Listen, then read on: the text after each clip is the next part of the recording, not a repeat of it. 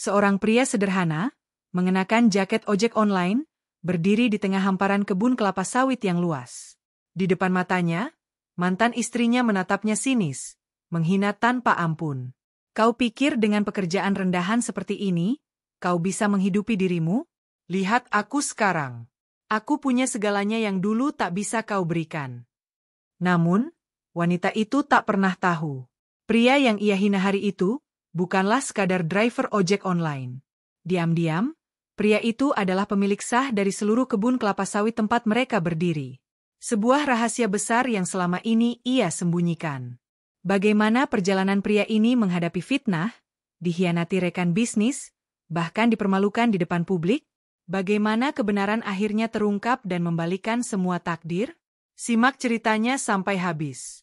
Silahkan tuliskan dari kota mana kamu menonton, like and subscribe, agar banyak yang mendapatkan manfaatnya. Langit pagi di atas perkebunan kelapa sawit itu tampak cerah. Udara segar menembus dedaunan hijau yang bergerak perlahan diterpa angin. Seekor burung elang melintas jauh di atas sana. Di antara ribuan pohon kelapa sawit yang menjulang tinggi, tampak sebuah motor tua melaju perlahan di jalanan tanah merah yang berdebu. Di atas motor itu, duduk seorang pria berusia sekitar 35 tahun. Tubuhnya tegap, meskipun pakaian yang ia kenakan jauh dari kesan mewah. Ia mengenakan jaket ojek online yang warnanya sudah memudar. Helmnya lusuh, dan motornya mengeluarkan suara berderak pelan. Pria itu bernama Haris.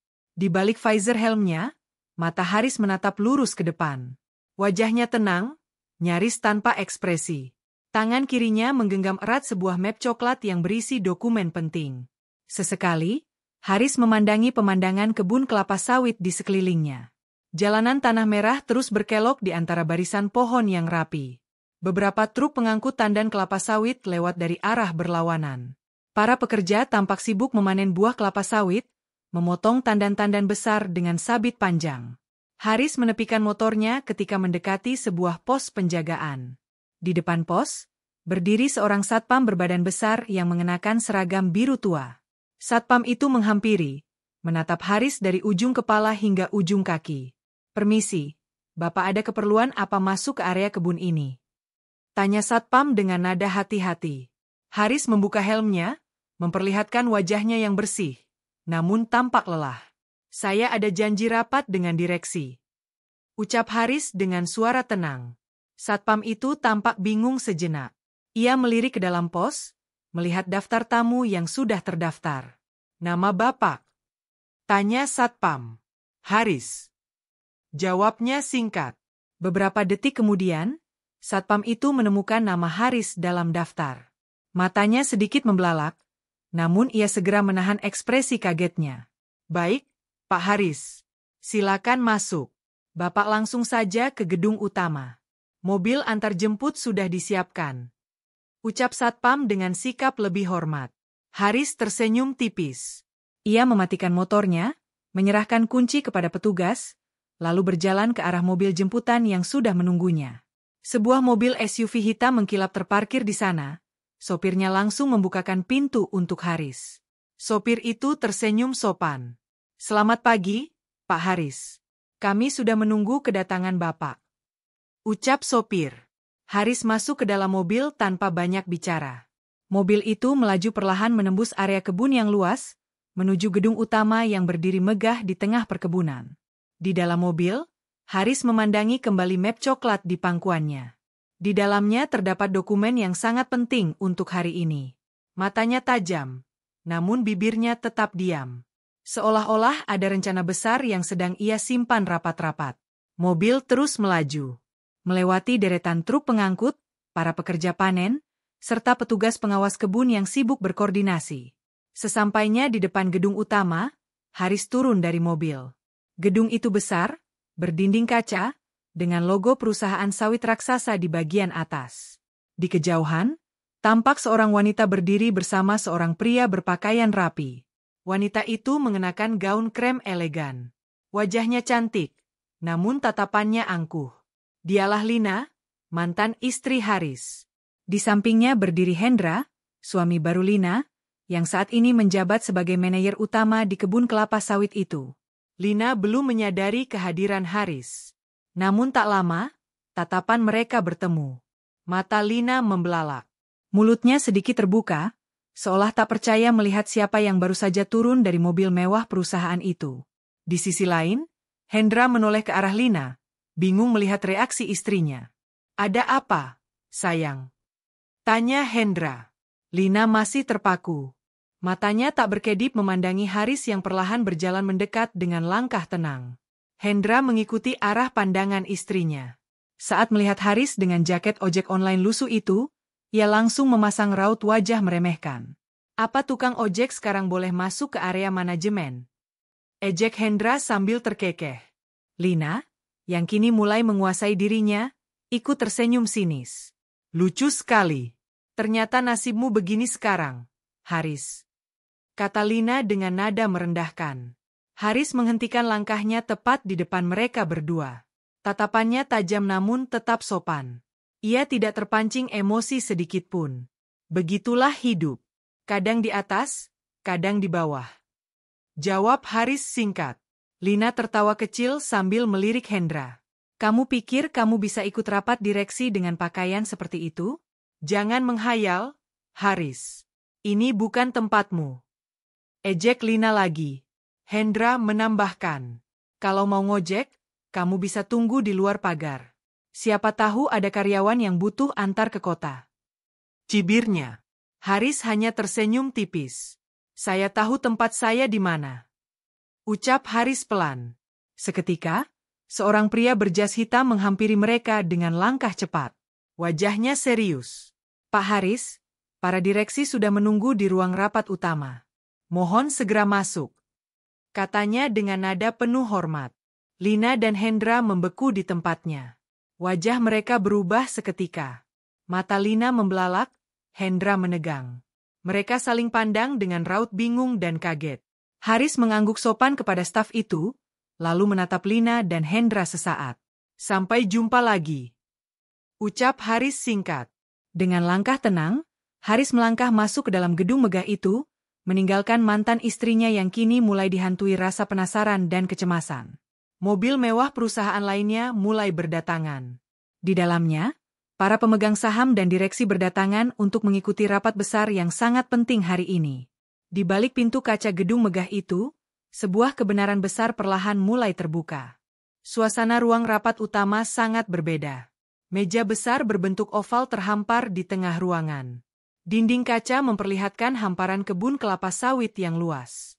Di sekeliling meja, duduk para direksi dan pemegang saham utama perusahaan sawit tersebut. Semua mata kini tertuju pada Haris yang baru saja memasuki ruangan. Seorang pria tua dengan jas abu-abu berdiri dan menyambut Haris dengan senyum hormat. "Selamat datang, Pak Haris. Kami semua telah menunggu kehadiran Bapak," ucap pria itu. Haris menjabat tangan pria tersebut dengan tenang. "Terima kasih, Pak Surya," balas Haris. Para direksi lain juga berdiri sejenak, memberi penghormatan kepada Haris. Mereka semua tahu siapa Haris sesungguhnya.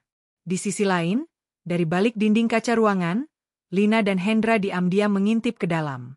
Wajah mereka masih menyimpan kebingungan yang bercampur dengan kecemasan. Hendra mulai berkeringat. Tangannya mengepal kuat. Apa maksud semua ini? Kenapa mereka memanggilnya Pak Haris? Siapa dia sebenarnya? Gumam Hendra dengan suara pelan. Lina menatap suaminya dengan mata tajam, namun dirinya sendiri dipenuhi keraguan dan rasa takut yang perlahan mulai menghantui pikirannya. Beberapa tahun yang lalu, Lina pernah meninggalkan Haris ketika keadaan ekonomi mereka sedang sulit. Saat itu, usaha Haris bangkrut. Rumah tangga mereka hancur karena tekanan ekonomi yang tak kunjung membaik. Lina, yang haus akan kemewahan, memilih bercerai. Ia kemudian menikah dengan Hendra, pria yang waktu itu baru saja menjabat sebagai manajer di perusahaan sawit ini. Kini, semua kenangan masa lalu itu kembali menghantam pikirannya seperti badai. Di dalam ruang rapat, Haris membuka map coklat yang ia bawa sejak tadi. Ia mengeluarkan beberapa lembar dokumen yang langsung dibagikan oleh staf kepada para direksi. "Seperti yang sudah kita bicarakan sebelumnya, hari ini resmi sudah proses pengalihan saham mayoritas sepenuhnya atas nama saya," ucap Haris dengan suara tenang namun tegas. Para direksi mengangguk. Beberapa dari mereka bahkan tampak lega. Kami sangat senang Bapak kini memegang kendali penuh. Sejujurnya, selama Bapak tidak aktif, beberapa keputusan manajemen sempat merugikan perusahaan. Ujar Pak Surya. Haris menatap Pak Surya dalam-dalam. Itulah sebabnya saya memutuskan untuk turun tangan langsung. Kebun ini memiliki potensi besar. Dan saya tidak akan membiarkan siapapun merusaknya. Kata Haris. Sementara itu, di luar ruang rapat, Lina mulai gemetar. Haris, dia pemilik saham mayoritas? Bagaimana bisa? Dari mana dia mendapatkan uang sebanyak itu? Bisik Lina nyaris tak terdengar. Hendra menggertakkan giginya. Ini pasti hanya permainan. Tidak mungkin dia bisa membeli saham sebesar itu. Dia kan cuma tukang ojek. Bisik Hendra dengan penuh emosi. Namun dalam hati kecilnya, Hendra mulai merasa takut. Karena ia tahu, apabila Haris benar-benar menjadi pemilik utama, posisinya sebagai manajer kebun bisa saja digantikan kapan saja. Beberapa pegawai lalu berjalan melintasi mereka sambil berbisik-bisik, membicarakan kabar mengejutkan yang baru saja mereka dengar. Katanya, Pak Haris itu sebenarnya anak angkat dari pemilik kebun lama. Setelah pemilik lama meninggal, semua warisan saham jatuh ke tangan Pak Haris. Bisik salah satu pegawai. Serius? Pantas saja direksi pada hormat sama dia. Jawab pegawai lain. Lina dan Hendra mendengar percakapan itu. Wajah Lina pucat pasi. Tak lama kemudian, pintu ruang rapat terbuka. Haris melangkah keluar dengan langkah mantap. Beberapa direksi berjalan di belakangnya sambil mengucapkan selamat. Pak Surya sempat menepuk pundak Haris sebelum beranjak pergi. Sekali lagi, selamat atas pengambil alihan ini, Pak Haris. Ujarnya ramah. Haris mengangguk sopan. Begitu para direksi berlalu, kini hanya tersisa Haris, Lina, dan Hendra di lorong panjang gedung tersebut. Suasana hening mencekam. Lina mencoba memberanikan diri berbicara. Haris, maafkan aku tidak tahu kalau ternyata kamu. Ucap Lina dengan suara bergetar. Namun Haris hanya menatapnya dengan dingin. Kamu tidak perlu meminta maaf, Lina. Semua sudah terjadi. Dan saya sudah belajar banyak. Jawab Haris datar. Hendra mencoba menahan amarahnya. Jadi, sekarang kamu ingin balas dendam? Tanya Hendra dengan suara menekan. Haris menggeleng pelan. Saya tidak punya waktu untuk itu. Saya hanya ingin mengurus perusahaan ini dengan benar. Itu saja. Jawab Haris, lalu berbalik meninggalkan mereka berdua. Namun, langkah Haris terhenti sejenak. Ia menoleh, menatap Hendra dan Lina. Satu hal yang perlu kalian tahu. Mulai hari ini, semua kebijakan manajemen akan saya evaluasi secara menyeluruh. Tidak akan ada lagi permainan kotor di kebun ini. Ucap Haris dengan suara tegas. Kemudian, ia melangkah pergi, meninggalkan keduanya yang kini benar-benar terpukul. Bayangan masa lalu kini berubah menjadi ketakutan baru bagi Lina dan Hendra. Hari mulai beranjak siang. Suasana di area kantor pusat perusahaan kelapa sawit itu berubah. Para karyawan berbisik-bisik, membicarakan perubahan besar yang sedang terjadi. Nama Haris kini menjadi topik utama di setiap sudut kantor. Di ruang kerjanya yang baru, Haris duduk di balik meja besar. Di hadapannya, tumpukan berkas laporan keuangan, catatan produksi, dan data manajemen menumpuk rapi. Ia menatap semua laporan itu dengan mata tajam. Tak butuh waktu lama, Haris sudah menemukan banyak kejanggalan dalam pengelolaan kebun selama ini. Ia menekan tombol interkom. Tolong panggil Pak Surya ke ruangan saya. Ucap Haris. Beberapa menit kemudian, Pak Surya masuk ruangan dengan membawa beberapa dokumen tambahan. Ada yang bisa saya bantu, Pak Haris? Tanyanya sopan. Haris menunjuk laporan keuangan di hadapannya. Ini data pembelian pupuk. Dalam 2 tahun terakhir, pengeluaran naik 2 kali lipat, tapi produksi justru stagnan. Ada penjelasan logis untuk ini? Tanya Haris dengan nada dingin. Pak Surya menghela napas panjang. Sejujurnya, saya sudah lama mencurigai adanya penyelewengan, Pak. Namun saya tidak berani mengambil tindakan tanpa otoritas pemilik utama. Jawabnya hati-hati. Mata Haris semakin tajam. Siapa yang bertanggung jawab penuh mengatur pengadaan pupuk selama ini? Tanya Haris. Pak Surya ragu sejenak, namun akhirnya menjawab. Pak Hendra, Pak. Semua pengadaan dan pengeluaran besar selama 2 tahun terakhir diatur langsung oleh beliau. Jawab Pak Surya. Haris mengangguk pelan. Semua mulai terlihat jelas. Baik. Mulai sekarang, semua proses pengadaan saya ambil alih langsung. Siapkan audit menyeluruh untuk 2 tahun terakhir. Saya ingin semua laporan lengkap dalam waktu 3 hari. Perintah Haris tegas. Pak Surya membungkuk hormat. Siap, Pak Haris. Jawabnya. Sementara itu, di ruangan manajemen, Hendra sedang duduk gelisah. Lina masuk ke dalam ruangan dengan wajah tegang. Hendra, ini tidak baik. Dia mulai mengaudit laporan-laporan lama. Bagaimana kalau semua kebusukan kita terbongkar? Bisik Lina panik. Hendra mengepalkan tinjunya. Tenang. Aku masih punya orang-orangku di dalam. Mereka bisa mengatur laporan agar tampak bersih. Jawab Hendra berusaha meyakinkan diri. Lina menatap suaminya dengan tatapan was-was. Kamu yakin? Kalau Haris menemukan semuanya, habislah kita. Dia sekarang pemilik penuh. Dia bisa memecat kita kapan saja. Kata Lina dengan suara gemetar. Hendra bangkit dari kursinya, berjalan mondar-mandir dengan wajah kusut. Aku tidak akan membiarkan dia menghancurkan semua yang sudah kita bangun. Kata Hendra penuh amarah. Namun jauh di dalam hatinya, Hendra mulai merasa ketakutan. Karena ia tahu, Haris bukan pria yang bisa dengan mudah dipermainkan. Dulu, saat Haris masih jatuh miskin, Hendra dan Lina meremehkannya.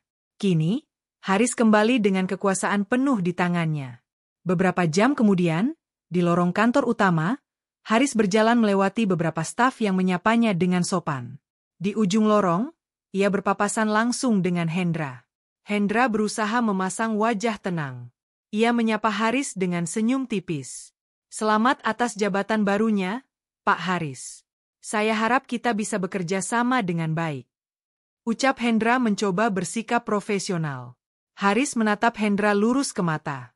Tatapannya tajam, namun suaranya tetap datar. Saya juga berharap begitu, Pak Hendra. Tapi saya lebih berharap, semua yang terjadi di masa lalu bisa kita benahi. Karena perusahaan ini tidak lagi dikelola dengan cara lama. Jawab Haris dengan penekanan di setiap kata. Hendra menahan napas, merasa tersindir. Tanpa menunggu balasan, Haris melanjutkan langkahnya, meninggalkan Hendra yang berdiri membeku di lorong kantor. Gelombang perubahan mulai mengguncang perusahaan. Suasana kantor kini dipenuhi kecemasan. Semua orang menunggu apa yang akan terjadi selanjutnya. Di ruangannya, Haris kembali duduk. Ia menatap keluar jendela, menatap hamparan kebun kelapa sawit yang membentang sejauh mata memandang. Dalam hati, Haris berbisik lirih. Allah, kuatkan langkahku. Aku akan membersihkan semuanya. Pagi yang cerah kembali menyapa perkebunan kelapa sawit. Namun, di balik sinar matahari yang menyinari daun-daun hijau, awan gelap kecurangan perlahan menggantung di langit perusahaan itu. Di ruang kerjanya, Haris menatap tumpukan dokumen yang semakin hari semakin mengkhawatirkan. Audit awal yang dilakukan tim internal mulai menunjukkan indikasi kuat adanya manipulasi dana dalam jumlah besar. Pak Surya masuk ruangan dengan wajah serius, membawa hasil audit awal. Pak Haris, ini sebagian laporan sementara. Tim menemukan penggelembungan harga pengadaan pupuk, pembelian alat yang tidak pernah sampai, dan transaksi fiktif dalam jumlah sangat besar. Ucap Pak Surya. Haris membaca lembar demi lembar laporan itu. Matanya menajam, rahangnya mengeras. Siapa saja yang menandatangani transaksi-transaksi ini? Tanya Haris dengan suara dingin. Pak Surya menelan ludah, lalu menjawab. Semuanya disahkan oleh Pak Hendra, Pak. Dia memegang seluruh kendali pengadaan sejak 2 tahun lalu. Jawab Pak Surya dengan hati-hati. Haris menghela napas panjang. Teruskan audit ini. Jangan sampai ada satu data pun yang terlewat. Perintah Haris. Pak Surya mengangguk. Baik, Pak. Sementara itu, di ruangan berbeda, Hendra sedang berbicara serius dengan 2 orang kepercayaannya, Benny dan Yusuf. Benny, Yusuf, aku tidak bisa membiarkan Haris terus menggali laporan-laporan lama. Kita harus mengalihkan perhatiannya. Kalau perlu, buat masalah baru agar dia sibuk di lapangan. Perintah Hendra. Benny dan Yusuf mengangguk paham. Apa rencananya, Pak? Tanya Yusuf. Hendra menatap mereka dengan tatapan licik. Sebarkan isu kalau ada lahan sawit yang disabotase oleh penduduk sekitar. Buat keributan kecil. Biar Haris fokus ke sana, sementara kita bersihkan jejak-jejak lama di laporan pembukuan. Ucap Hendra dengan suara berbisik. Keesokan harinya, kabar mengenai sabotase ladang sawit menyebar cepat. Beberapa pohon sawit ditemukan ditebang liar, tandan buah berserakan, dan alat berat dirusak. Seorang staf lapangan berlari ke ruang kerja Haris, membawa kabar itu. Pak Haris, kami baru dapat laporan, ada sabotase di Blok 7. Beberapa alat berat dirusak. Tandan buah hilang. Ini kemungkinan ulah warga sekitar. Lapornya panik. Haris berdiri, wajahnya tetap tenang namun tegas. Siapkan mobil. Saya akan ke lokasi sekarang. Perintahnya. Tak lama, Haris tiba di lokasi kejadian. Ia berjalan perlahan memeriksa area yang dirusak. Beberapa pohon sawit ditebang sembarangan. Tanah berlubang, alat berat terbalik, dan tumpukan tandan buah berserakan begitu saja. Beberapa warga sekitar sudah berkumpul. Sebagian besar mereka tampak bingung, bahkan ketakutan. Melihat kondisi itu, Haris merasa ada yang janggal. Seorang tokoh warga, Pak Dul, maju menghampiri Haris. Pak Haris, kami tidak tahu apa-apa soal ini. Semalam kami tidur seperti biasa. Pagi-pagi sudah begini. Kami pun kaget. Ucap Pak Dul dengan suara gelisah. Haris menatap Pak Dul dengan mata tajam, mencoba membaca kejujuran dari raut wajahnya. Saya percaya, Pak Dul. Saya akan cari tahu siapa yang benar-benar melakukan ini. Jawab Haris. Di kejauhan, dari balik semak, Benny dan Yusuf mengintai. Mereka memantau reaksi Haris. Pak Hendra salah besar kalau mengira Haris mudah dialihkan perhatiannya. Bisik Benny. Orang ini terlalu tenang. Seperti sedang membaca permainan kita. Balas Yusuf. Haris berdiri di tengah kebun sawit yang hancur, memandangi sekeliling dengan tatapan penuh perhitungan. Dalam hati, Haris berbisik. Kalian boleh coba mengalihkan langkahku. Tapi kalian lupa, aku sudah belajar dari permainan kotor kalian selama bertahun-tahun. Malam mulai turun, langit gelap menaungi perkebunan kelapa sawit. Lampu-lampu penerangan di sekitar kantor pusat menyala redup. Di ruang kerjanya, Haris masih duduk menatap laporan-laporan yang terus bertambah. Matanya menajam. Ia sadar, sabotase yang terjadi hanyalah awal dari upaya pengalihan yang disengaja. Pintu ruangannya diketuk pelan. Seorang pria muda masuk dengan wajah gelisah. Namanya Reno, staf keuangan junior yang diam-diam mengagumi kepemimpinan Haris. Pak Haris, maaf mengganggu. Saya perlu bicara. Ucap Reno dengan suara sedikit bergetar. Haris menatap Reno dengan tenang, lalu memberi isyarat duduk. Ada apa, Reno? Tanyanya. Reno menarik napas panjang, menatap Haris dengan serius. Pak, saya sudah lama bekerja di bagian keuangan. Saya tahu, banyak kejanggalan dalam laporan pengadaan selama ini. Tapi kami semua tidak berani bicara karena tekanan dari Pak Hendra dan orang-orangnya. Ucap Reno. Haris mendengarkan dengan seksama. Saya punya salinan beberapa dokumen asli sebelum diubah oleh timnya Pak Hendra. Data ini menunjukkan jumlah pembelian pupuk yang sesungguhnya, serta beberapa transfer ke rekening pribadi yang mencurigakan. Lanjut Reno sambil menyerahkan flash disk kecil. Haris menerima flash disk itu, menatap Reno dengan sorot mata dalam. Kenapa kamu memutuskan untuk menyerahkan ini padaku sekarang? Tanya Haris. Reno menunduk. Karena saya percaya Bapak berbeda. Sejak Bapak mengambil alih, kami para staf merasa ada harapan. Kami ingin perusahaan ini kembali bersih. Saya tidak ingin terus hidup dalam ketakutan, Pak. Jawab Reno tulus. Haris mengangguk pelan. Keputusan yang berani, Reno. Jangan khawatir. Saya akan pastikan kamu aman. Ucap Haris meyakinkan. Reno tampak lega. Haris kemudian menekan intercom. Pak Surya, tolong ke ruangan saya sekarang. Panggil Haris. Beberapa menit kemudian, Pak Surya masuk dengan cepat. Ini data yang selama ini kita cari, kata Haris sambil menyerahkan flash disk.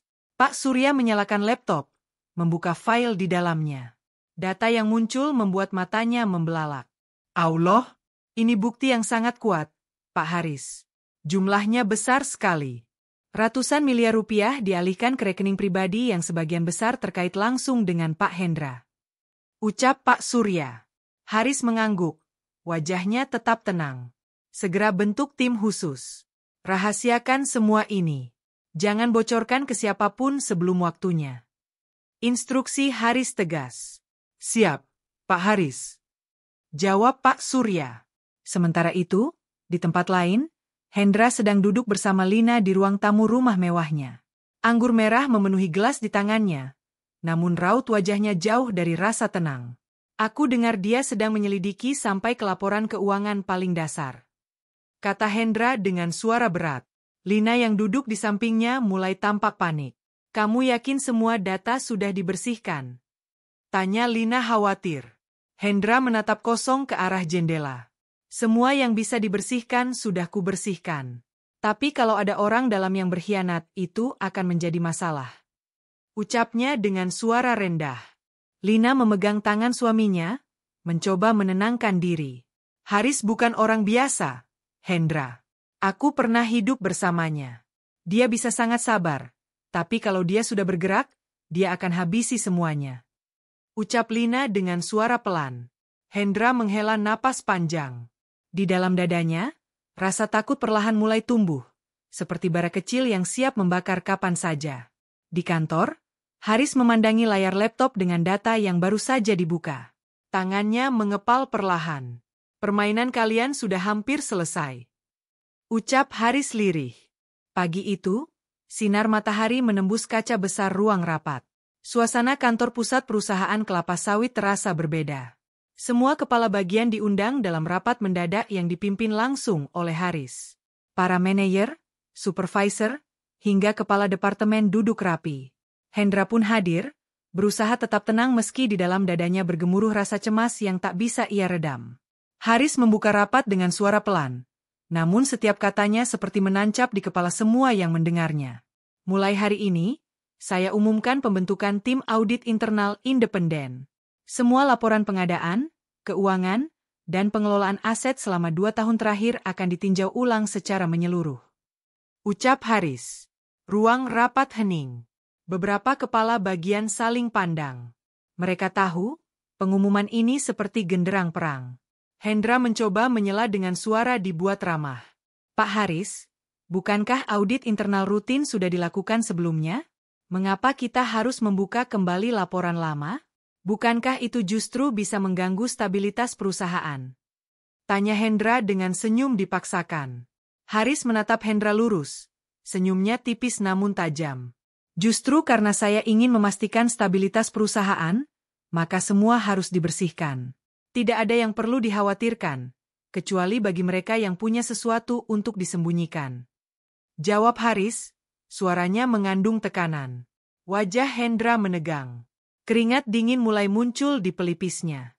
Reno, yang kini duduk di tim audit baru, memperhatikan semua gerak-gerik Hendra dengan seksama. Ia bisa melihat dengan jelas bagaimana ketegangan menguasai tubuh manajer utama itu. Usai rapat, Hendra buru-buru kembali ke ruangannya. Lina sudah menunggunya di sana. Bagaimana? Tanya Lina cemas. Hendra menarik napas panjang, lalu membanting map di atas meja. Dia mulai main keras. Kalau sampai semua data asli jatuh ke tangannya, kita habis. Ucap Hendra. Lina berjalan mondar-mandir. Gelisah. Kita harus lakukan sesuatu. Jangan cuma diam, Hendra. Tegur Lina. Wajah Hendra mengeras. Kalau begitu, kita buat dia sibuk lagi. Kali ini, kita serang dari sisi pekerja. Buat kerusuhan di lapangan. Bikin para pekerja panik, bikin suasana kacau. Biar dia kelimpungan mengurus masalah di luar kantor, sementara aku bersih-bersih di dalam. Kata Hendra dengan mata merah. Beberapa hari kemudian, seperti yang direncanakan Hendra, keributan pecah di area perumahan karyawan. Beberapa pekerja mengadu bahwa gaji mereka dipotong secara sepihak. Sebagian lagi mulai berunjuk rasa, menuntut kejelasan. Haris segera turun langsung ke lokasi. Ia berdiri di depan kerumunan pekerja yang mulai panas. Seorang pekerja tua, Pak Tarman, maju mewakili rekan-rekannya. Pak Haris, kami tidak pernah tahu kenapa gaji kami dipotong. Katanya untuk denda peralatan, tapi kami tidak pernah merusak apa-apa. Teriak Pak Tarman. Haris menatap seluruh kerumunan dengan tenang. Saya janji, semua laporan penggajian akan saya buka dan periksa secara transparan. Tidak akan ada lagi pemotongan sepihak. Mulai bulan depan, sistem penggajian baru akan diberlakukan secara terbuka. Semua hak kalian akan saya kembalikan. Ucap Haris lantang. Kerumunan pekerja langsung bersorak. Mereka bertepuk tangan, sebagian besar berteriak lega. Haris lalu menambahkan, dan bagi siapapun yang selama ini bermain curang atas hak kalian, akan saya tindak tegas. Tidak peduli siapa dia. Tegas Haris. Di kejauhan, Benny dan Yusuf mengawasi aksi Haris. Keduanya kembali melapor ke Hendra malam harinya. Pak, dia justru makin disukai pekerja. Rencana kita malah membuat dia jadi pahlawan di mata mereka. Ucap Benny. Hendra menatap kosong. Wajahnya penuh tekanan. Kalau begitu, kita tak bisa main halus lagi. Desis Hendra pelan. Lina menatap suaminya dengan ketakutan. Hendra, jangan gegabah. Bisik Lina. Namun Hendra tidak menjawab. Dalam benaknya, rencana kotor yang jauh lebih berbahaya mulai disusun. Sementara itu, di ruang kerjanya, Haris kembali menatap berkas-berkas audit yang semakin lengkap. Kini ia mengantongi semua bukti kuat. Permainan kalian hampir selesai. Gumam Haris. Malam itu, angin berhembus kencang menyapu perkebunan kelapa sawit. Awan hitam bergulung di langit, seolah mencerminkan badai yang tengah mendekat ke kehidupan Haris. Di ruang kerjanya yang remang, Haris memandangi layar laptop. Data-data keuangan yang telah dia kumpulkan kini telah tersusun rapi. Semua aliran dana mencurigakan, nama-nama rekening, hingga bukti penggelapan sudah ada di tangannya. Tiba-tiba, layar ponselnya bergetar. Sebuah pesan anonim masuk. Berhenti gali lebih dalam, atau kau akan kehilangan segalanya. Haris menatap pesan itu dengan tenang. Ancaman itu bukan hal baru baginya. Ia tahu, semakin dekat dirinya pada kebenaran, semakin besar pula tekanan yang akan datang. Tak lama kemudian, Pak Surya masuk ke ruangannya. Pak Haris, kami menemukan satu transaksi mencurigakan lainnya. Ada pembelian alat berat senilai puluhan miliar yang tak pernah ada di lapangan. Semua pembayaran disahkan langsung oleh Pak Hendra. Lapor Pak Surya sambil menyerahkan dokumen tambahan. Haris mengangguk pelan. Bagus. Semua sudah hampir lengkap. Ucap Haris. Pak Surya menatap Haris ragu. Pak, saya khawatir mereka akan melakukan sesuatu yang lebih nekat. Kita harus lebih hati-hati. Ujarnya. Haris menatap Pak Surya dengan tatapan penuh keyakinan. Pak Surya, selama ini mereka bermain di balik bayang-bayang. Sekarang saatnya kita nyalakan lampu terang, biar semua bisa melihat siapa mereka sebenarnya. Jawab Haris. Di tempat berbeda, di sebuah villa mewah yang terpencil, Hendra mengadakan pertemuan rahasia dengan beberapa orang suruhan. Semua rencana sabotase kecil itu gagal. Sekarang kita harus buat dia jatuh secara pribadi. Bukan cuma soal perusahaan. Ucap Hendra dengan suara dingin. Salah satu pria bertubuh besar menyela. Maksud Bapak? Tanyanya. Hendra menatap tajam ke arah mereka. Buat skandal pribadi. Rekayasa kasus hukum. Kalau bisa, jebak dia dengan tuduhan penipuan atau penggelapan dana perusahaan. Kalau nama baiknya hancur, tak peduli berapa banyak bukti yang dia punya, dia tetap akan jatuh. Ucap Hendra licik. Lina yang duduk di sisi Hendra mulai panik. Hendra, ini berbahaya. Kalau ketahuan, kita benar-benar tamat. Bisiknya. Namun Hendra tak menggubris. Di matanya, satu-satunya jalan keluar dari situasi ini hanyalah dengan menghancurkan Haris sepenuhnya. Beberapa hari kemudian, perangkap mulai dijalankan. Salah satu agen mereka diam-diam menghubungi media lokal, menyebarkan isu bahwa Haris menyalahgunakan dana perusahaan setelah mengambil alih jabatan. Berita itu menyebar cepat di media sosial. Bos baru sawit diduga gelapkan dana perusahaan. Pemilik baru kebun sawit tersandung kasus keuangan. Di kantor pusat, para karyawan mulai gelisah. Bisik-bisik kembali memenuhi lorong kantor. Reno bergegas menemui Haris dengan wajah cemas. Pak Haris, berita ini sudah viral. Banyak yang mulai percaya isu itu. Lapor Reno. Haris membaca sekilas berita-berita itu, lalu menatap Reno dengan tenang. Inilah yang mereka tunggu. Tapi semua ini justru mempercepat langkah kita. Jawab Haris. Pak Surya pun masuk tergesa. Pak Haris, kami sudah siapkan semua data audit akhir. Bukti penggelapan oleh Pak Hendra, data transaksi fiktif, dan rekaman saksi kunci. Semua lengkap. Ucapnya. Haris mengangguk mantap. Bagus.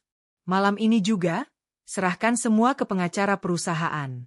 Besok pagi, kita laporkan ke aparat penegak hukum. Ucap Haris dengan suara dingin. Di saat badai fitnah datang menghantamnya, Haris justru melangkah dengan semakin pasti.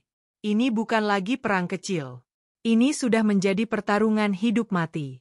Sementara itu, di villa terpencil, Hendra menerima kabar bahwa Haris justru telah menyiapkan laporan hukum terhadap dirinya. Wajah Hendra pucat. Tangan Lina bergetar memegang bahu suaminya. Kita sudah masuk ke jurang, Hendra. Ucap Lina lirih. Namun Hendra masih mencoba menahan kejatuhannya. Selama belum terbukti di pengadilan, aku masih bisa lawan. Ucapnya gemetar. Tapi di dalam hatinya, untuk pertama kalinya, ia merasakan rasa takut yang belum pernah ia rasakan sebelumnya. Pagi itu, langit tampak mendung. Awan tebal menggantung seperti pertanda buruk yang siap mencurahkan hujan. Di kantor pusat perusahaan kelapa sawit, suasana terasa mencekam. Semua karyawan berkumpul, membicarakan berita yang semakin panas. Namun di lantai paling atas, Haris berdiri dengan tenang di depan jendela kaca besar. Ia menatap hamparan kebun sawit sambil menunggu kedatangan tim hukumnya. Tak lama, pengacara perusahaan, Pak Aditya, masuk ke ruangannya. Semua dokumen sudah kami serahkan ke pihak berwajib, Pak Haris. Mereka langsung bergerak cepat karena bukti yang kita berikan sangat kuat. Pagi ini, penyidik sudah mulai memanggil beberapa saksi. Ucap Pak Aditya. Haris mengangguk pelan. Bagus. Biarkan proses hukum berjalan. Kita hanya perlu pastikan bahwa semua kebenaran tersampaikan. Ucap Haris tenang. Sementara itu, di rumah mewahnya, Hendra tengah menerima surat panggilan resmi dari aparat. Tangannya bergetar saat membaca surat itu. Lina menatapnya dengan wajah pucat. Apa kita masih bisa lolos, Hendra? Bisik Lina. Hendra membanting surat itu ke meja. Kalau aku jatuh, aku pastikan Haris juga ikut jatuh.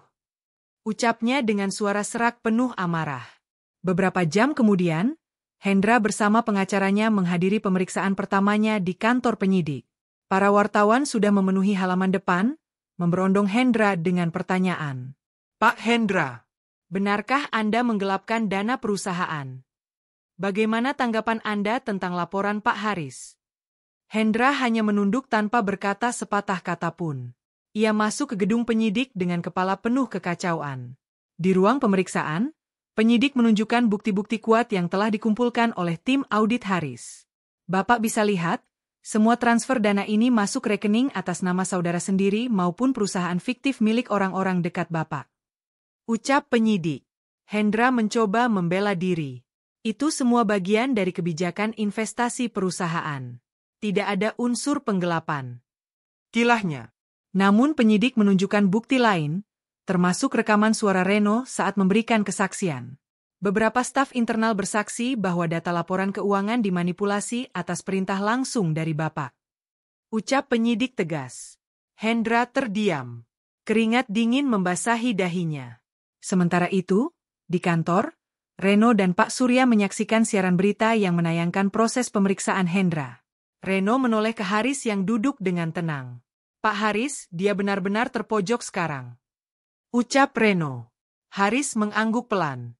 Ini bukan tentang aku atau dia, Reno. Ini tentang membersihkan semua kebusukan yang selama ini menghancurkan perusahaan. Jawab Haris dengan suara dalam. Namun Haris tahu, pertarungan ini belum selesai. Hendra bukan orang yang mudah menyerah, apalagi saat semuanya hampir hancur.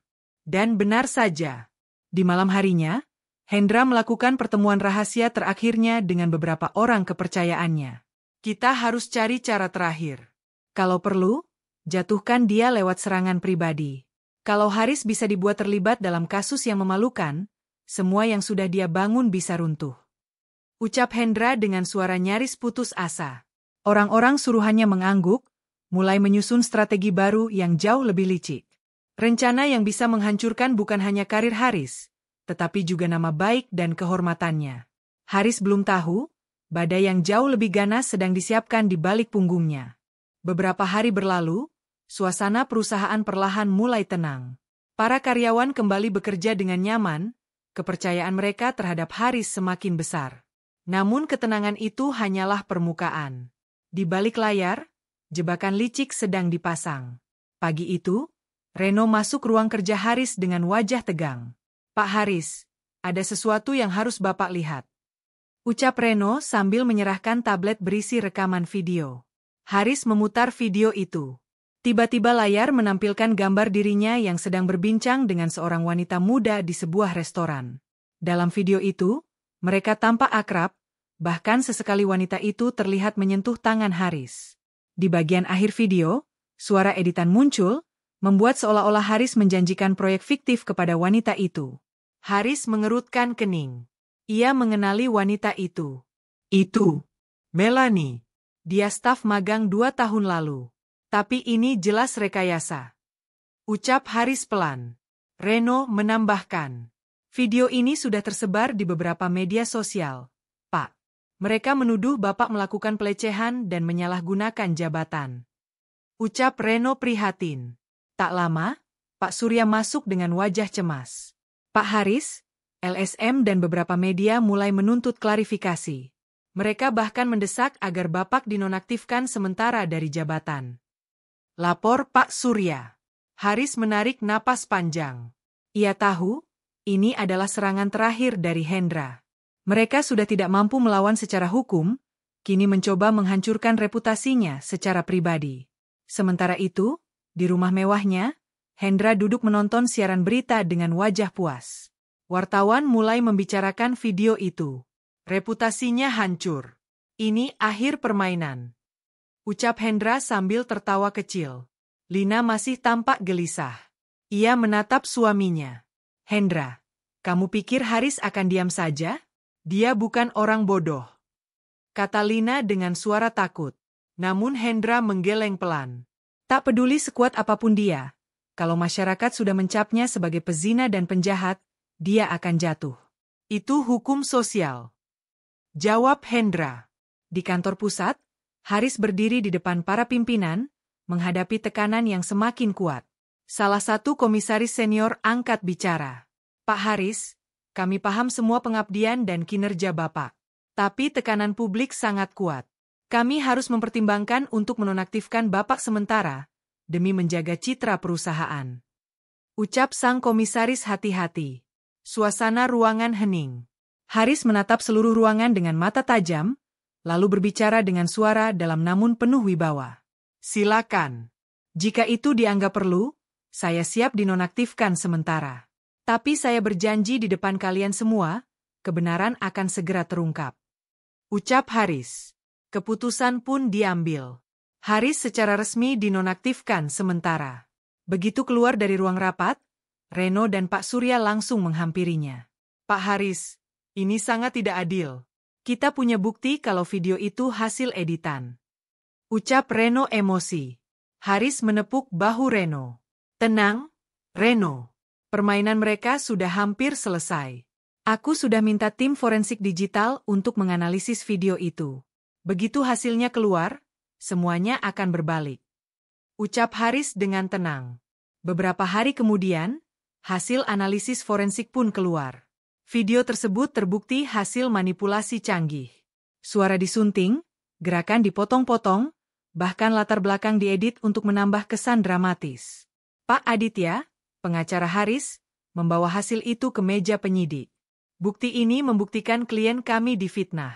Kami juga sudah mendapatkan pengakuan dari salah satu editor video yang direkrut oleh suruhan Pak Hendra. Ucap Pak Aditya tegas. Penyidik mengangguk. Ini akan menjadi tambahan penting dalam dakwaan. Kami segera memperluas penyidikan. Jawab penyidik.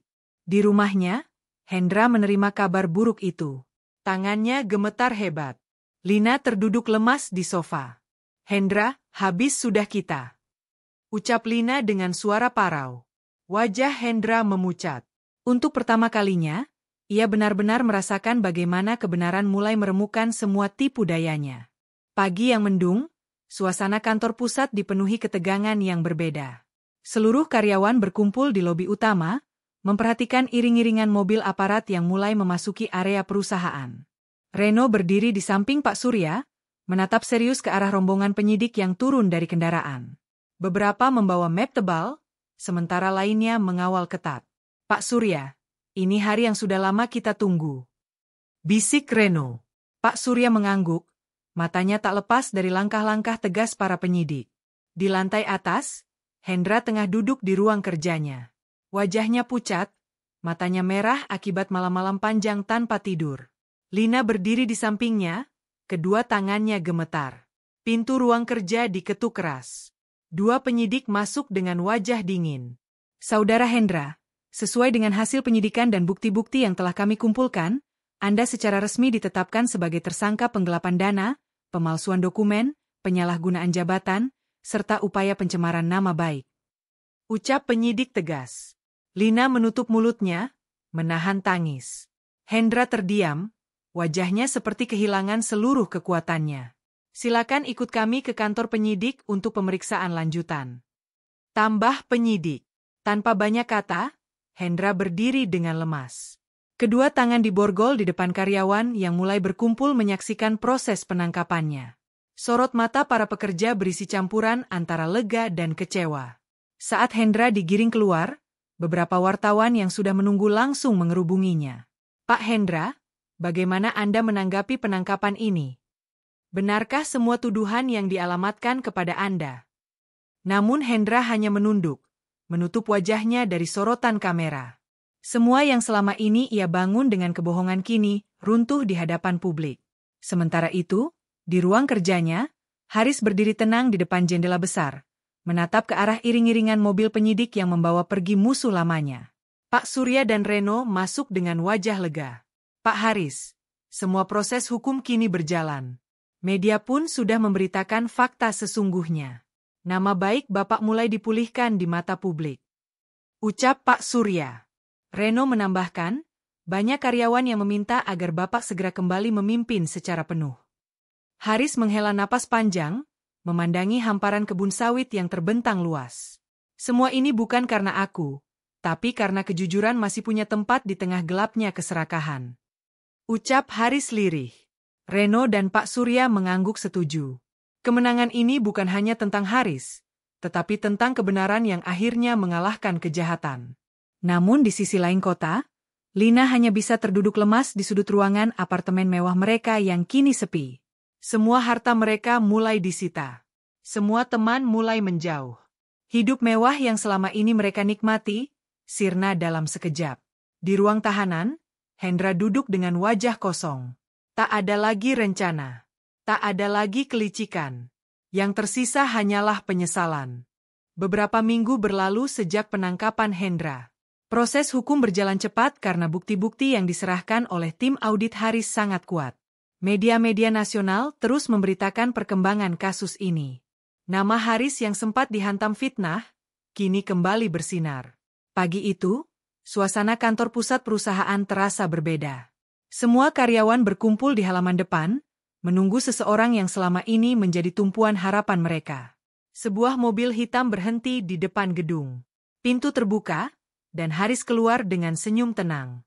Pak Surya dan Reno segera menghampirinya. Selamat datang kembali, Pak Haris. Ucap Pak Surya penuh hormat. Reno menambahkan, semua orang menunggu Bapak untuk memimpin kembali. Haris menepuk bahu keduanya. Terima kasih atas semua dukungan kalian. Kita masih punya banyak pekerjaan yang harus dibereskan. Ucap Haris. Saat Haris berjalan menuju lobi, para karyawan secara spontan bertepuk tangan. Beberapa bahkan berteriak menyemangatinya. Pak Haris, selamat datang kembali. Kami percaya pada Bapak. Sorakan itu membuat mata Haris sedikit berkaca-kaca. Ia tak pernah menyangka, jalan panjang yang penuh duri ini akhirnya membawa ke titik di mana kepercayaan kembali tumbuh. Di ruang rapat utama, Haris mengumpulkan seluruh kepala divisi. Mulai hari ini, kita benahi semua sistem yang selama ini rusak. Tidak ada lagi permainan kotor, tidak ada lagi manipulasi. Perusahaan ini milik kita semua, bukan hanya milik segelintir orang yang tamak. Ucap Haris lantang. Semua kepala divisi mengangguk setuju. Pak Surya menambahkan, kami sudah menghubungi pihak lembaga anti korupsi untuk membantu memperbaiki sistem pengawasan internal. Haris tersenyum. Bagus. Kita bukan hanya memperbaiki, tapi membangun kembali pondasi yang kuat agar perusahaan ini bisa terus tumbuh, memberi manfaat bagi semua karyawan dan masyarakat sekitar. Ucap Haris dengan suara penuh tekad. Beberapa hari kemudian, media nasional kembali menyorot perusahaan kelapa sawit itu. Kali ini bukan karena skandal, melainkan karena gebrakan besar-besaran dalam pembenahan sistem manajemen. Sementara itu, di sebuah rumah sederhana di pinggir kota, Lina duduk termenung. Hidupnya kini jauh dari kemewahan yang dulu ia banggakan. Ia menatap layar televisi yang menayangkan berita tentang kesuksesan Haris. Hatinya dipenuhi penyesalan yang mendalam. Aku pernah punya dia, tapi aku lebih memilih keserakahan. Gumam Lina pelan, menitikkan air mata. Namun semua sudah terlambat. Di sisi lain, Haris berjalan di tengah hamparan kebun sawitnya. Angin berhembus pelan, mengayunkan daun-daun sawit yang seolah ikut bersyukur atas kebangkitan sang pemilik sejati. Reno menyusulnya dari belakang. Pak Haris, saya kadang masih sulit percaya, dari seorang driver ojek online, Bapak kini menjadi pemilik sekaligus penyelamat perusahaan raksasa ini. Ucap Reno dengan kagum. Haris tersenyum kecil, menatap jauh ke depan. Apapun posisi kita, selama kita mau belajar, jujur, dan bekerja keras, Allah selalu siapkan jalannya. Jawab Haris lirih. Langkahnya terus melaju di antara pohon-pohon sawit yang kini menjadi saksi perjalanan panjangnya. Perjalanan seorang pria sederhana, yang pernah dihina, dikhianati, namun akhirnya berdiri paling tegak di puncak kejayaannya. Pagi itu, Haris memutuskan untuk mengunjungi salah satu kebun kelapa sawit terluar yang dulu sering ia kunjungi saat masih menjadi pengemudi ojek online. Kebun itu terletak agak jauh dari pusat operasional perusahaan, dikelilingi oleh jalan tanah yang berliku dan lebatnya pohon-pohon sawit.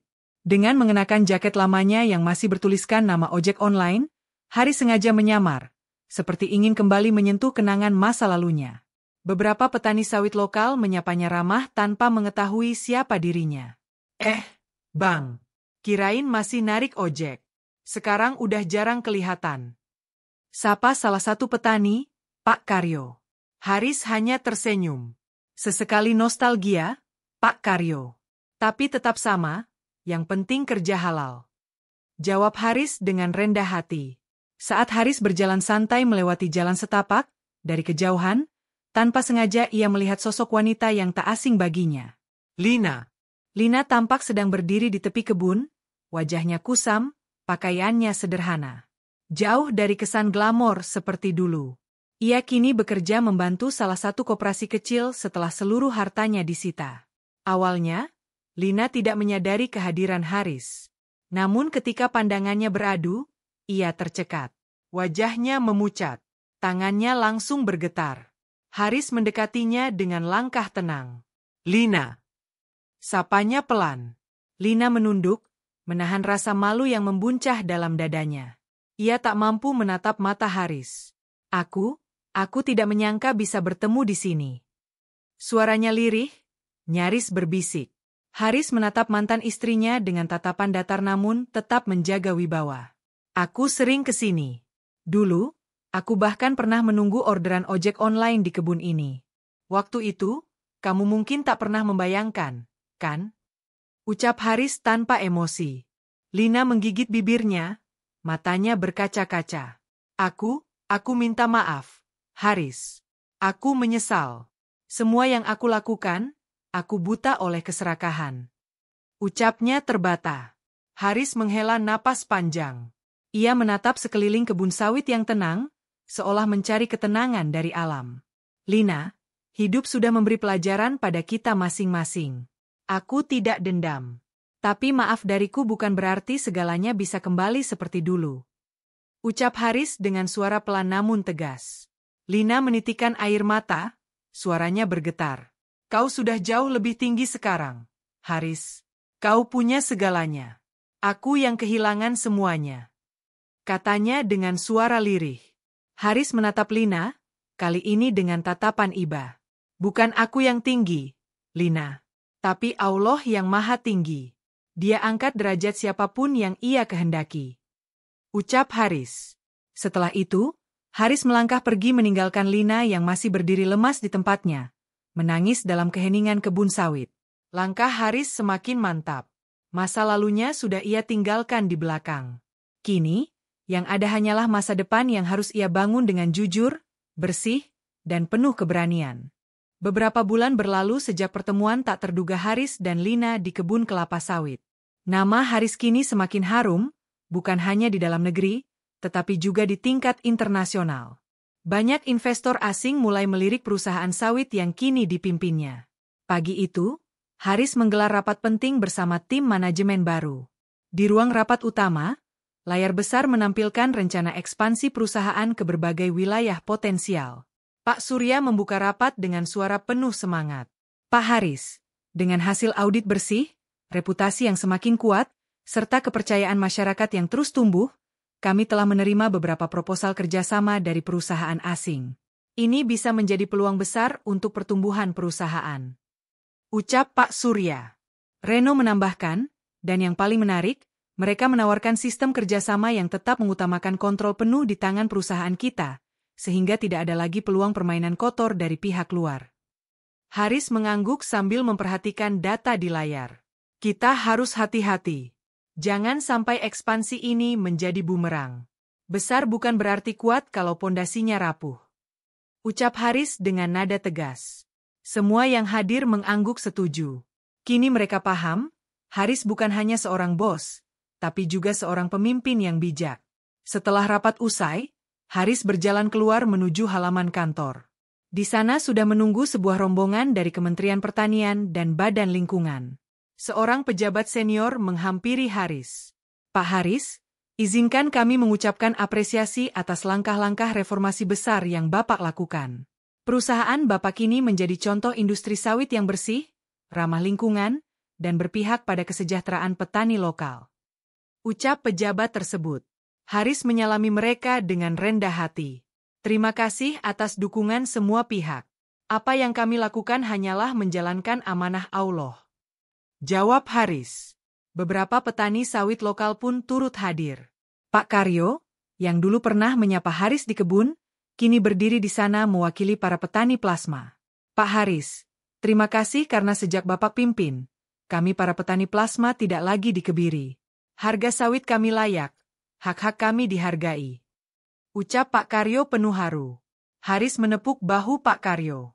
Perusahaan ini tak akan besar tanpa keringat kalian semua, Pak Karyo. Kita tumbuh bersama, kita untung bersama. Ucap Haris. Di tengah suasana penuh haru itu, Reno menghampiri Haris sambil membawa map dokumen baru. Pak Haris, semua perjanjian kerjasama dengan koperasi petani sudah final. Tinggal Bapak tanda tangani sebagai simbol dimulainya era baru perusahaan sawit kita. Ucap Reno. Haris membuka map itu, membaca sekilas, lalu menandatanganinya dengan mantap. Tepuk tangan menggema dari semua yang hadir. Perjanjian baru itu bukan sekadar dokumen bisnis. Itu adalah awal dari era baru perusahaan kelapa sawit, yang mengedepankan kejujuran, keadilan, dan kesejahteraan semua pihak. Dari seorang pria yang pernah dihina karena mengenakan jaket ojek online, kini Haris berdiri sebagai sosok pemimpin yang disegani, bukan karena hartanya, tapi karena integritasnya. Matahari mulai condong ke barat. Sinarnya memantulkan kilau keemasan di antara hamparan pohon kelapa sawit yang berjajar rapi. Haris berdiri di puncak menara pengawas kebun, memandangi bentangan luas kekayaan alam yang kini menjadi bagian dari tanggung jawab besarnya. Di sebelahnya, Reno berdiri dengan wajah berbinar. Pak Haris, saya masih ingat betul saat pertama kali Bapak datang ke sini. Pakai jaket ojek online, helm seadanya, motor butut. Siapa sangka hari ini, Bapak berdiri sebagai pemilik seluruh kebun sawit ini. Ucap Reno dengan senyum kagum. Haris hanya menghela napas pelan. Semua ini bukan karena aku hebat, Reno. Aku hanya mengikuti jalan yang Allah bukakan. Rencananya jauh lebih besar dari apa yang bisa kita bayangkan. Ucap Haris dengan suara lirih. Angin sore bertiup lembut, mengayunkan pelepah-pelepah sawit yang seolah ikut menyaksikan perjalanan hidup Haris. Dulu, ia pernah hampir menyerah, dipermalukan, bahkan difitnah habis-habisan. Namun hari ini, ia justru berdiri tegak sebagai bukti bahwa kejujuran selalu punya tempat di dunia. Tiba-tiba, sebuah mobil hitam memasuki area kebun. Dari dalam mobil, keluar beberapa tamu asing dari perusahaan mitra yang baru saja menandatangani kontrak kerjasama. Salah satu dari mereka, Mr. Nakamura, seorang pengusaha senior asal Jepang, menghampiri Haris dan Reno. Mr. Haris, kami sangat terkesan. Biasanya, industri sawit penuh dengan intrik dan korupsi. Tapi di tangan Anda, kami lihat sebuah sistem yang sangat bersih dan beretika. Ucap Mr. Nakamura dengan bahasa Inggris yang fasih, diterjemahkan oleh penerjemahnya. Haris menunduk sopan. Kami percaya, bisnis yang baik adalah bisnis yang berkah. Kami hanya menjaga amanah dari Allah. Jawab Haris tegas. Mr. Nakamura mengangguk penuh hormat. Semoga kerjasama ini membawa kebaikan bagi kedua belah pihak. Ucapnya. Sementara itu, dari kejauhan, para pekerja kebun sawit berjalan pulang setelah seharian memanen. Mereka melambaikan tangan ke arah Haris, dengan wajah-wajah penuh syukur. Terima kasih, Pak Haris. Awet sehat, Pak Bos. Haris membalas lambaian mereka dengan senyuman. Tanpa mereka, takkan pernah ada kebun sawit sebesar ini. Bisik Haris pada Reno. Reno mengangguk. Benar, Pak. Mereka bukan hanya karyawan, tapi keluarga besar kita. Ucap Reno. Langit mulai memerah keemasan. Di momen itu, Haris merasa bahwa semua ujian, semua air mata, semua pengkhianatan, dan semua fitnah yang pernah ia alami, kini terganti dengan kedamaian yang tak ternilai. Malam itu, saat kembali ke rumah sederhana yang masih ia tempati sejak dulu, Haris menatap bintang di langit sambil berdoa dalam hati. Ya Allah, Engkau maha membolak-balikan keadaan. Engkau angkat derajat hamba MU yang sabar. Jadikan aku tetap rendah hati dalam setiap nikmat MU. Doanya lirih. Dan malam pun bergulir tenang, membawa Haris menuju babak baru kehidupannya, penuh harapan, amanah, dan keberkahan. Pagi itu, Haris kembali duduk di ruang kerjanya. Cahaya matahari masuk menembus jendela besar, menerangi meja kerjanya yang kini dipenuhi dokumen penting. Namun ada satu dokumen yang membuat Haris termenung. Surat pengalihan saham final dari pengadilan. Setelah seluruh proses hukum tuntas, seluruh aset milik Hendra secara resmi jatuh ke tangan perusahaan sebagai ganti kerugian yang ia timbulkan. Ironisnya, hampir separuh saham itu kini dikuasai oleh Haris, membuatnya bukan hanya CEO, tapi juga pemegang saham mayoritas perusahaan kelapa sawit terbesar di kawasan itu. Reno masuk ruang kerja dengan membawa laporan tambahan. Pak Haris, semua proses administrasi sudah selesai. Hari ini, seluruh saham pengalihan dari kasus penggelapan sudah resmi atas nama Bapak. Lapor Reno. Haris mengangguk pelan. Begitu cepat Allah membalikan keadaan. Ucap Haris dengan suara dalam. Beberapa saat kemudian, Pak Surya masuk bersama tamu yang sudah membuat hati Haris sedikit bergetar. Seorang pria tua dengan pakaian sederhana, ayahnya sendiri, Pak Marzuki. Pak Marzuki menatap bangga pada putranya. Anakku, dulu aku hanya bisa menasehatimu agar sabar saat kamu dihina, dipermalukan. Hari ini, Allah tunjukkan betapa sabar itu kunci dari semua keberhasilanmu. Ucap Pak Marzuki dengan suara parau menahan haru. Haris mendekat, memeluk ayahnya erat. Semua karena doa Bapak. Tanpa doa Bapak, aku mungkin sudah lama jatuh. Jawab Haris. Suasana menghangat, namun tak lama kemudian sebuah berita mengejutkan datang. Reno menerima panggilan dari pengacara yang mengurus sisa kasus Hendra. Pak Haris, barusan saya terima kabar. Hendra divonis 15 tahun penjara atas semua kejahatan yang ia lakukan. Ucap Reno hati-hati. Haris terdiam sesaat, menatap langit-langit ruangan. Bukan aku yang menghukumnya, tapi Allah yang Maha Adil. Jawab Haris lirih. Beberapa waktu kemudian, di ruang tahanan, Hendra hanya bisa terduduk lemas dengan wajah yang jauh lebih tua dari usianya. Di sebelahnya, Lina datang mengunjunginya dengan mata sayu. Aku bodoh, Hendra. Kita kehilangan segalanya karena keserakahan kita. Ucap Lina sambil menitikkan air mata. Hendra tak lagi berkata apa-apa. Tatapannya kosong, pikirannya hampa. Semua kekuasaan, harta, dan pengaruh yang dulu ia banggakan, kini menjadi debu yang tak berarti. Sementara itu, di kebun kelapa sawit, Haris kembali berjalan menyusuri jalan setapak, seperti yang biasa ia lakukan dulu. Bedanya, kini ia berjalan sebagai pemilik seluruhnya, ditemani oleh Reno, Pak Surya, dan para petani. Pak Haris, kami ingin mengadakan syukuran kecil di musola kebun nanti sore. Sebagai tanda syukur kami, karena Bapak sudah menyelamatkan nasib banyak orang di sini. Ucap Pak Karyo mewakili para petani. Haris tersenyum lebar. Insya Allah, saya akan datang. Karena ini semua bukan tentang saya, tapi tentang kita semua. Ucap Haris. Langit senja perlahan berubah keemasan, menyinari kebun sawit yang terus berdiri kokoh. Daun-daun sawit berayun pelan, seolah ikut bersaksi atas takdir yang telah dibalikan oleh tangan Sang Maha Kuasa. Dari seorang pria yang dulu dihina di kebun ini dengan jaket ojek online, kini Haris menjadi pemilik sah dan pemimpin besar yang disegani. Dan kisahnya pun berakhir di tempat segalanya pernah dimulai. Di antara rimbunnya pohon kelapa sawit, bersama hembusan angin yang membawa pesan bahwa setiap ujian selalu punya akhir yang indah, bagi mereka yang sabar dan ikhlas. Waktu terus berjalan. Tahun demi tahun berlalu. Kebun kelapa sawit yang dahulu sempat terancam hancur, kini menjelma menjadi simbol keteguhan dan keadilan. Nama Haris tak hanya dikenal sebagai pemilik perusahaan sawit terbesar di wilayah itu, namun juga sebagai sosok pemimpin yang sederhana, jujur, dan bijaksana. Di setiap sudut kebun, para pekerja hidup lebih sejahtera. Pendidikan anak-anak petani dijamin, fasilitas kesehatan diperbaiki, dan sistem bagi hasil yang adil membuat seluruh keluarga hidup dengan tenang. Bahkan banyak perusahaan sawit di luar negeri mengirimkan perwakilan mereka untuk belajar bagaimana Haris mengelola bisnis besar dengan tetap memegang prinsip amanah. Di sebuah sekolah dasar kecil yang dibangun di tengah perkebunan, anak-anak para petani belajar dengan riang. Mereka tumbuh dengan harapan baru. Di dinding sekolah, tergantung foto Haris, sebagai pendiri yayasan pendidikan yang ia bangun dari hasil keuntungan perusahaan. Sementara itu, Haris sendiri tetap memilih hidup sederhana. Rumah kayu yang ia tinggali dulu, masih ia pertahankan.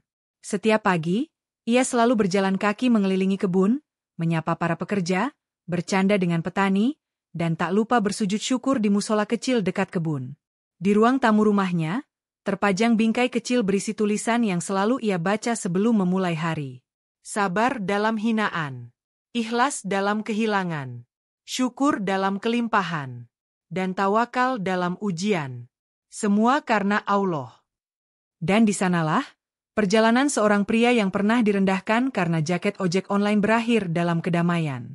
Bukan harta yang ia kejar, bukan pujian yang ia cari, melainkan keberkahan hidup yang diridhai Allah. Jejak kehidupannya akan selalu abadi, mengajarkan bahwa kejujuran, kesabaran, dan doa sanggup mengalahkan segala bentuk pengkhianatan dan fitnah.